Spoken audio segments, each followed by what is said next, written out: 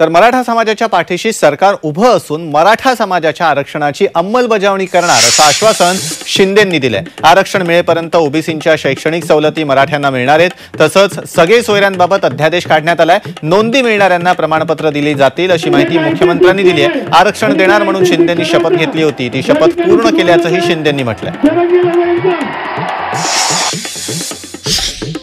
मागासवर्ग आयोगाच्या माध्यमातून मराठा समाजाला इतर म्हणजे कुणबी नोंदी सोडून, कुणबी प्रमाणपत्र सोडून इतर लोकांना आरक्षण टिकणारं, कायद्याच्या चौकटीत बसणारं, ओबीसी इतर समाजावर अन्याय न करता देणारं ही जी आपली मागणी ती या ठिकाणी की ते आरक्षण मिळेपर्यंत मराठा समाजाला ओबीसीचे अधिकार, ओबीसीच्या सवलती दिल्या जातील।